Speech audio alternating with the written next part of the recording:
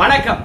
என்ன செய்தியை பார்க்க போறோம்னு கேட்டீங்கன்னா, அதிமுக திமுக இணைந்து புதிய ஆட்சி உருவாக்குகின்றார்கள். நான்லாம் சொல்லலப்பா. இந்த ஆட்சி மாற்றம் தொடர்பாக நிர்மல்குமார் அவர்கள் தான் பேட்டி அளித்திருக்கின்றார் இன்றைக்கு. அதை தான் நான் உங்ககிட்ட கொண்டு வந்து சேர்க்க போறேன். ஆட்சி மாற்றம் பற்றி ஆர்பி உதயகுமார் அவர்களும் உறுதிப்படுத்தியிருக்கின்றார். தமிழ்நாட்டில் ஆச்சரியம் நிகழப்போகுது, ஆட்சி மாற்றம் வரப்போகுது, பொறுத்திருங்கள் அப்படின்னு அவர் வேற சொல்லியிருக்கின்றார். ஸோ இந்த ரெண்டு செய்திக்கு பிறகு நம்முடைய ஆதவர்ச்சனா அவர்களுக்கும் நிர்மல்குமார் அவர்களுக்கும் நம்முடைய சபரீசன் அவர்கள் நோட்டீஸ் அனுப்பியிருக்கின்றார். எதற்காக நோட்டீஸ் அனுப்பியிருக்கின்றார்? மன்னிப்பு கேட்க வேண்டும் என்று வேற சொல்லியிருக்கின்றார். ஸோ அந்த நோட்டீஸ் பற்றியும் எதற்காக மன்னிப்பு கேட்க வேண்டும் என்பதை பற்றியும் இரண்டாவது செய்தியா பார்க்கலாம். மூன்றாவது, தமிழக வெற்றி கழகத்தில் இருக்கக்கூடிய சீனியர் மினிஸ்டர்கள் பொறுத்த வரைக்கும் இப்போது எல்லாரையும் மிரட்ட ஆரம்பித்து விட்டார்கள். அது மக்களா இருக்கலாம், செய்தியாளர்களா இருக்கலாம், இல்ல முன்னாள் அரசியல் தலைவர்களா இருக்கலாம், இல்ல முன்னாள் அமைச்சர்களா இருக்கலாம். எல்லாரையுமே மிரட்ட ஆரம்பிச்சிட்டாங்க. இந்த மிரட்டலுக்கு என்ன காரணம்னு கேட்டீங்கன்னா, கையில சரக்கு இல்ல, உரிய பதில சொல்ல முடியல. அதனால துருவி கேள்வி கேட்கின்ற பொழுது தோல்வி அடைந்த இந்த அரசை தூக்கி நிறுத்த முடியல, முட்டு கொடுக்க முடியல. அதனால மிரட்டி விட்டு கடந்து செல்லலாம் என்று பார்க்கின்றார்கள். கடந்து சென்றால் மக்கள் உங்களை கருவறுத்துருவாங்க. என்ன ஒண்ணு, கொஞ்சம் காலம் ஆகும், பொறுத்துருங்க. ஆணவம் பிடிச்ச அமைச்சர்கள் யார் என்பதை இந்த வீடியோவில் சொல்றேன். யாரை மிரட்டினாங்க அப்படின்ற விஷயத்தை நான் சொல்றேன். ஆனா அதற்கு முன்பாக இதுவரைக்கும் நம்ம சேனலை நீங்க சப்ஸ்கிரைப் பண்ணலனா மறைக்காம சப்ஸ்கிரைப் பண்ணிட்டு கொஞ்சம் சப்போர்ட் பண்ணுங்க. முதல்ல நிர்மல்குமார் அவர்கள் இன்னைக்கு பேட்டி அளித்திருக்கிறார். ஆட்சி மாற்றம் தொடர்பாக அதை பார்த்துட்டு வாங்க. அதாவது குதிரை பேரம், ஒட்டகை பேரம்லாம் ஒட்டக பேரம்லாம் திமுகவும் அதிமுகவும் சேர்ந்து அவங்களுக்குள்ள பண்ணிட்டு இருக்காங்க. அவங்க ரெண்டு பேரும் சேர்ந்து அவங்க ரெண்டு பேரும் எப்படியாவது குறுக்கு வழியில் ஆட்சியை அமைக்க முயற்சி செஞ்சுட்டு இருக்காங்க. அதன் விளைவாக தான் ஒவ்வொருத்தரும் டெய்லி ரிசைன் பண்ணிட்டு இருக்காங்க. இன்னும் திமுகவில் பல பேர் எங்களுக்கு தெரிஞ்சவரை திமுகவிலே இதற்கு மேலே அவங்களுக்கு அரசியல் எதிர்காலம் இருக்குமான்னு தெரியல. ஏன்னா இவங்க ரெண்டு பேரும் சேர்ந்து தினமும் ஒன்றாக சுற்றி இருக்கிற கூட்டணி கட்சியெல்லாம் கன்வின்ஸ் பண்ணிட்டு ரெண்டு பேரும் சேர்ந்து ஆட்சி அமைக்கணும் முயற்சி செஞ்சுட்டு இருக்கப்ப திமுக இருக்க பலர் அரசியல் எதிர்காலமே இருக்காது, பேசாமல் அரசியல் விட்டு ஒதுங்கிடலாமான்னு சொல்லி அங்கேயும் ராஜினாமா செய்ய தயாராக இருப்பதா எங்களுக்கு தகவல் வந்திருக்கு. அந்த குதிரை பேரம், ஒட்டக பேரம்லாம் எடப்பாடியும் ஸ்டாலின், உதயநிதியும் சேர்ந்து என்ன பண்ணாங்கன்னு அவர் ஆர்பி உதயகுமார் தெரியும். அவர்கிட்ட போய் நல்லா கேட்டு தெரிஞ்சு சொல்லுங்க. இப்படியே பேசிட்டு இருந்தாருன்னா அவர் அடுத்து கவுன்சில் எலெக்ஷனுக்கே கஷ்டமாயிரும். நிர்மல்குமார் அவர்கள் என்ன சொல்றாருன்னு கேட்டீங்கன்னா, ஒரு உண்மைக்கு புறம்பான தகவலை சொல்றாரு. என்ன தகவல்? இந்த குதிரை பேரம், இந்த ஒட்டக பேரம் எல்லாமே அதிமுக திமுக ரெண்டு பேருக்குள்ளதாங்க நடக்குது அப்படிங்கிறார். இதன் மூலமாக என்ன சொல்ல வர்றாருன்னு கேட்டீங்கன்னா, நாங்கெல்லாம் குதிரை பேரமோ ஒட்டக பேரமோ நாங்க செய்யலீங்க. அதிமுக வர்றவங்க அத்தனை பேரும் அவங்களாதான் ராஜினாமா பண்ணிட்டு வராங்க. நாங்கெல்லாம் பாத்தீங்கன்னா எதுவும் வாக்குறுதி கொடுக்கல. வந்தீங்கன்னா அமைச்சர் பதவி, வந்தீங்கன்னா வாரிய பதவி, அப்படி எதுவும் நாங்க உறுதி அளிக்கலீங்க. அவங்களா ராஜினாமா பண்ணிட்டு வராங்க. ஆனால் இப்போ திமுகவும் அதிமுகவும் தான் யாருடைய எம்எல்ஏவை யார் பக்கம் இழுக்கலாம் அப்படின்றதுக்காக ரெண்டு பேருக்கு இடையில தான் குதிரை பேரம் நிகழ்கிறது அப்படின்னு நம்முடைய நிர்மல்குமார் அவர்கள் சொல்றாருங்க. அதாவது குதிரை பேரம் பற்றி நம்முடைய வைகோ அவர்கள் பொது வெளியில போட்டு உடைச்சிட்டார். எங்களுடைய முதலமைச்சரை போய் பார்த்தேன், ரெண்டு எம்எல்ஏக்களை ராஜினாமா பண்ண சொன்னாரு. இடைத்தேர்தல் வரும், நான் பிரச்சாரம் பண்றேன், நீங்க வெற்றி பெற்று விடுவீர்கள் அப்படின்னு உறுதியளித்திருக்கின்றார் அப்படின்னு சொன்னது அழகா பேரம் பேசுறது தெரிஞ்சு போச்சு. சோ கடந்த காலங்கள்ல அவங்களாதான் ராஜினாமா பண்றாங்க, நாங்க எதுவும் உறுதியளிக்கல, ராஜினாமா பண்ண சொல்லி நாங்க வற்புறுத்தல அப்படின்னு முட்டு கொடுத்து கொண்டு வந்தாங்க. ஆனா வைகோ அவர்கள் சொன்ன பிறகு ராஜினாமா பண்ண சொல்லி அழுத்தம் தந்தது தெளிவா போச்சு. இப்போ நம்ம நிர்மல்குமார் அவர்களால எதையாவது சொல்லி சமாளிக்கணுமே அன்றி, ஆமா நாங்க பேரம் பேசுறது உண்மைதான் அப்படின்னு ஒத்துக்க முடியாது. தர்ம சங்கட்டமான சூழ்நிலை. அதனால அதிமுக திமுக தான் குதிரை பேரம் செஞ்சிட்டு இருக்காங்க அவங்களுக்குள்ள அப்படிங்கிற. எங்கேயாவது அதிமுக எம்எல்ஏக்கள் திமுக பக்கம் போனாங்களா? இல்ல திமுக எம்எல்ஏக்கள் அதிமுக பக்கம் வந்தாங்களா? அப்படி எந்த ஒரு நிகழ்வும் அரசியல் களத்துல நிகழாத பொழுது நம்ம நிர்மல்குமார் அவர்கள் சொல்றத தமிழ்நாட்டு மக்கள் முட்டாள் நெஞ்சுன்னு சொல்றாரா? இல்ல தமிழ்நாட்டு மக்கள் அதை நம்புவாங்களா? அதனால ஏதோ ஒண்ணு ஏமாத்திட்டு போறாரு அப்படின்னு மட்டும் நல்லா தெரியுது. அது மட்டும் இல்ல, இந்த குதிரை பேர விஷயத்தை இதுக்கு மேலும் திமுக அதிமுக மேல தூக்கி போட முடியாது என்று தெரிந்து கொண்ட, நம்ம கட்சிக்கு முட்டு கொடுக்க முடியாது என்று உணர்ந்து கொண்ட நிர்மல்குமார் அவர்கள் மக்கள் மத்தியில ஒரு அனுதாபாலையாவது உருவாக்கலாம் இல்லையா அப்படின்றதுக்காக பாருங்க, திமுகவும் அதிமுகவும் குறுக்கு வழியில் ஆட்சியை பிடிக்கலாம்னு நினைக்கிறாங்க.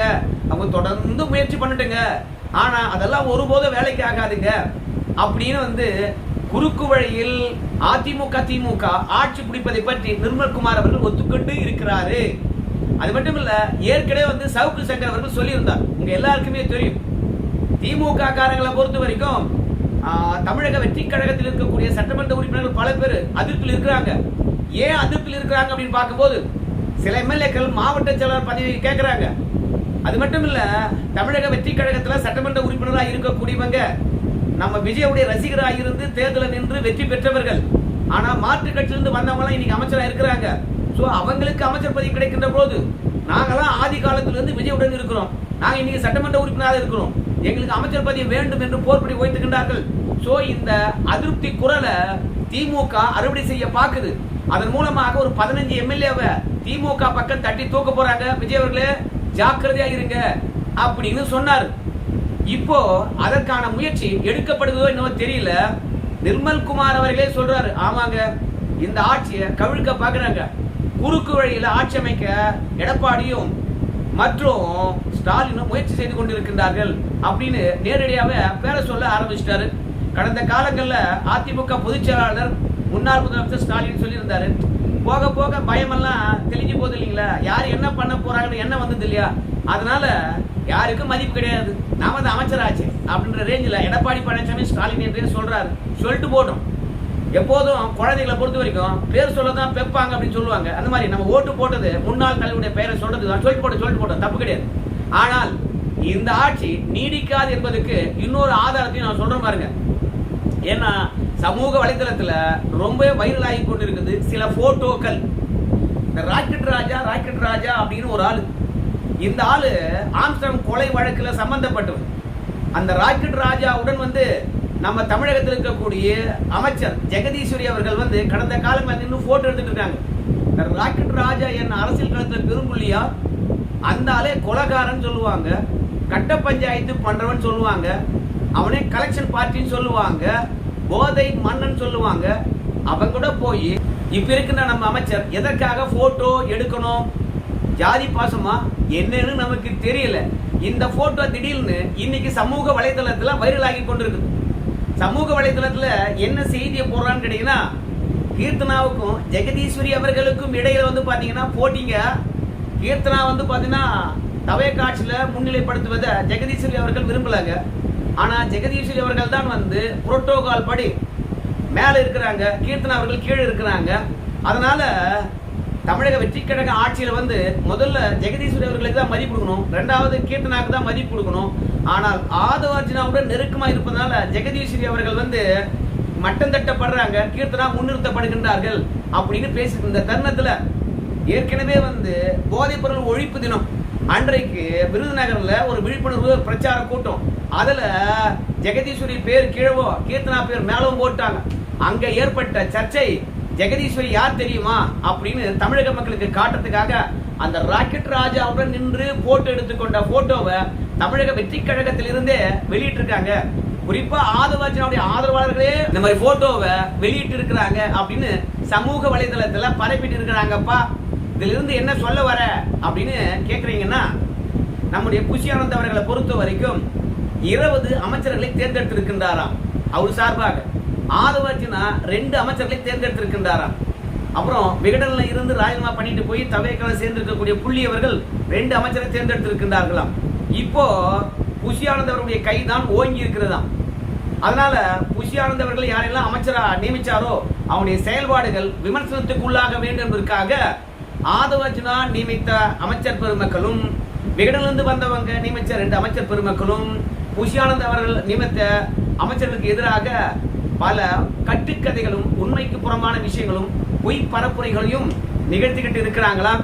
சோ இதுல இருந்து நல்லா தெரியுது, புஷி ஆனந்த் மற்றும் ஆதவார்ஜுனா இவங்களுக்குள்ள பனிப்போர் நிகழ்ந்து கொண்டிருக்கிறது.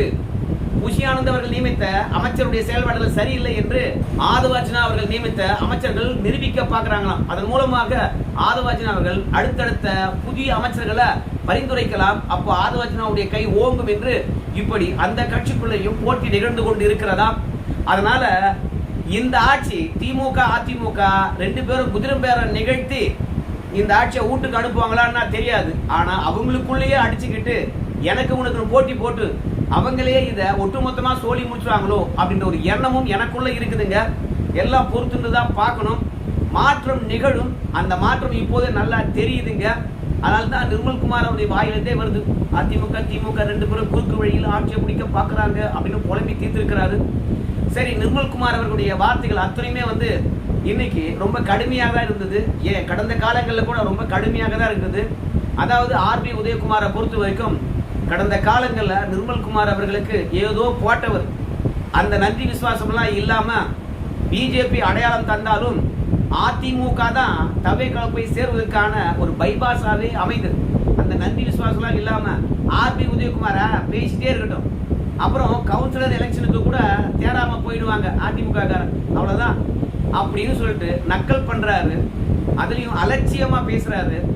பதவிகளும் அதிகாரங்களும் நிலை இல்லை என்பதை நிர்மல்குமார் புரிந்து கொள்ள வேண்டும். நிர்மல்குமார் அவராது வந்து இப்பதான் அமைச்சர் பதவி வந்திருக்குது, அதனுடைய அதிகாரங்களை சுவைத்திருக்கின்றார். இனிமே நாம தான் நிரந்தரம் என்று நினைச்சிருப்பாரு. ஆனா நம்முடைய செங்கோட்டையன் எவ்வளோ பெரிய ஆளுங்கோ, அவர் எவ்வளோ பெரிய அனுபவம் பெற்றிருக்காரு. ஆனா அவர் சொல்றாரு நம்முடைய நயனா நாகேந்திரன் அவர்களை மிரட்டுறாருங்க. அதனால இந்த மாதிரி அமைச்சர்களுக்கெல்லாம் எப்படிதான் தனிப்பட்ட முறையில ஒரு தலைவரை பற்றி தப்பா பேச முடியுதுன்னு தெரியல. நான் அமைச்சருங்க, நயனா நாகேந்திரன் யாருங்க?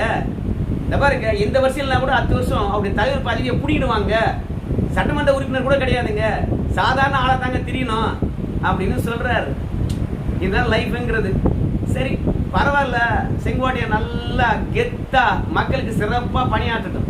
மொத்தத்துல வெங்கட் நாராயணா என்ற தெலுங்கன இப்போ கன்னடனாக மாற்றி அப்படியே டெல்லி மேலிட பொறுப்பாளரா போட்டு 80,000 ரூபாய்க்கு சம்பளம் கொடுத்து டெல்லியில உட்கார வைக்க போறாங்க. கட்சி முடிவுகளை பற்றி அவர் என்ன பேச போறாரு, தமிழ்நாட்டு நிலைப்பாடை பற்றி அவர் என்ன பேச போறாரு, எங்க தலைவர் என்ன நடவடிக்கையில இறங்குறாரோ அந்த நடவடிக்கையை பற்றி தான் டெல்லியில வெங்கட் நாராயணன் அவர்கள் பேச முடியும். அவரால் முடிவெடுக்க முடியாது, அதெல்லாம் ஒரு பெரிய பதவி இல்லை அப்படின்னு சொல்லிக்கிட்டு திரிகிறாங்க.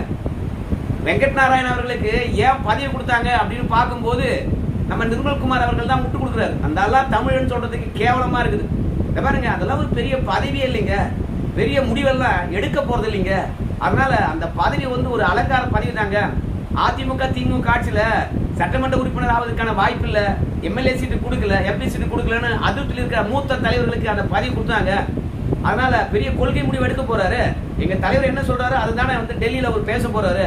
அது ஒரு பதவின்னு சொல்லிக்கிட்டு இதெல்லாம் பெருசுபடுத்திட்டு இருக்காதீங்க அப்படிங்கிறாரு.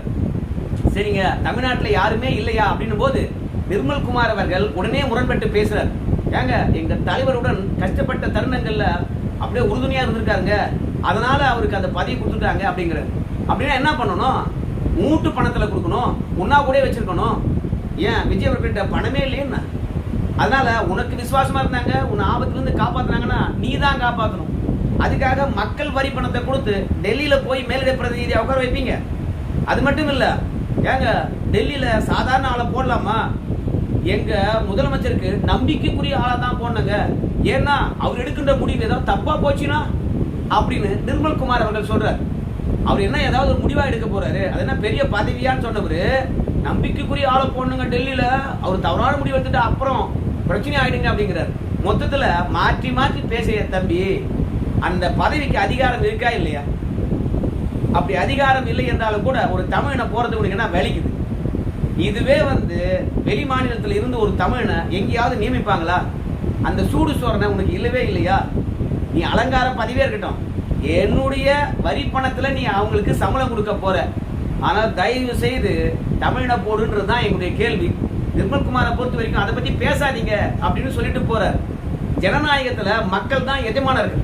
தப்பு இருந்தா சுட்டி காட்டுவாங்க, நீ அதுக்கு பதில் சொல்லித்தான் ஆகணும். அதுக்கெல்லாம் பதில் சொல்ல மாட்டேன், அதை பத்தி பேசாதீங்க அப்படின்னு கடந்து போறது எந்த விதத்துல நியாயம்? அதனால ஓட்டு போட்ட மக்கள் கேள்வி கேட்டா நீங்க பதில் சொல்லணும். அதிகாரத்தில் இருப்பதனாலே நீங்க வசதி இல்ல, நீங்க எல்லாவற்றுக்கும் பொறுப்பானவர்கள், கேட்கறதுக்கு பதில் சொல்லணும். அதுக்காக தான் வேலைக்காரனா அனுப்பி வச்சிருக்காங்க அப்படின்னு தெரிந்து கொள்ள வேண்டும். அதுக்கப்புறம் நம்முடைய சபரீசன் வந்து பாத்தீங்கன்னா ஆதவர்ஜனா அப்புறம் நிர்மல்குமார் அவர்களுக்கு நோட்டீஸ் அனுப்பியிருக்கின்றார். ஏன்னா முன்னாள் முதலமைச்சருடைய மறுப்புள்ளியா இருப்பதனாலே வந்து எப்ப பார்த்தாலும் தமிழக அரசியல் களத்துல என்ன தொடர்பு படுத்தியே பேசுறாங்க.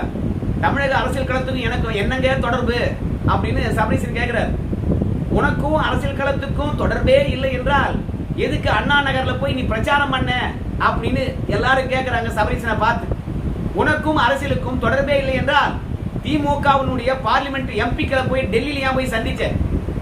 அப்போ திமுக உனக்கும் தொடர்பு இருக்குது. உனக்கும் நாடாளுமன்ற உறுப்பினர்கள் சட்டமன்ற உறுப்பினர்களுக்கும் தொடர்பு இருக்கு.